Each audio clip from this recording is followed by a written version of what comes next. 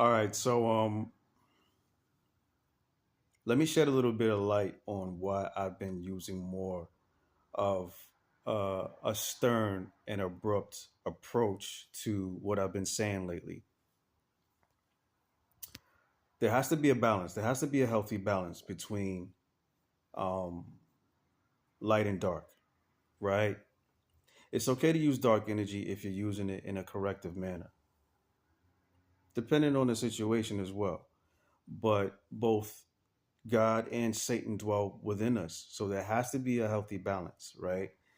Divinity isn't always about peace, light, and soothing energy. That's not what it is. It's not always about love and light and flowers and sparkles and all of that. It's not always about that. It is also about war and protection as well. So let me illustrate that a little bit better using the text, right? So this is First Samuel. Let me show y'all. This is First Samuel chapter 25 verses 36 to 30 through 38.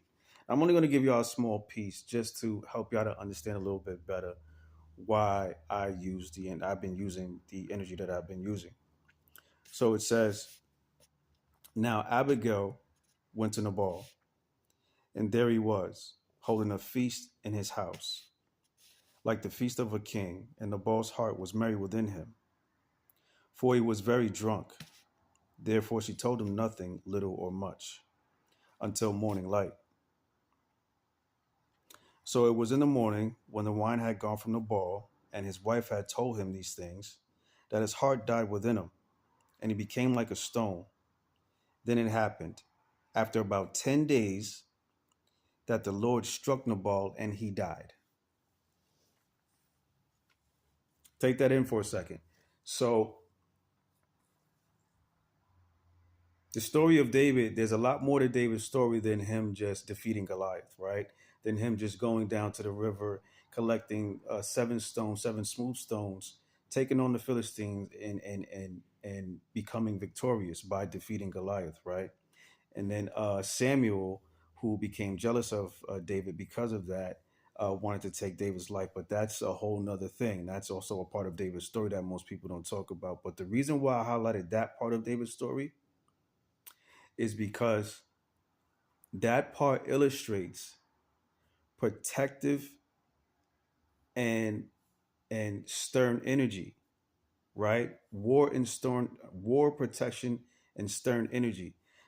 The Lord himself struck Nabal, struck him and took his life 10 days after he disrespected David. He killed him for disrespecting David. That's war and protection wrapped up in one, right? In stern energy. He did this himself, and that's not the only case. It's not the only case throughout Scripture that the Lord has stepped in and handled things Himself. I'm just using that as an illustration that it's not going to be always peace and light. That's just unrealistic, right? Light and dark dwells within all of us, and when we use dark, as long as you're using it in a corrective manner, or as long as you're using it in the right way, you're all right. Righteous anger is okay. Disrespectful and and intentional malice, that is a no-no. That's wrong. But righteous anger is okay.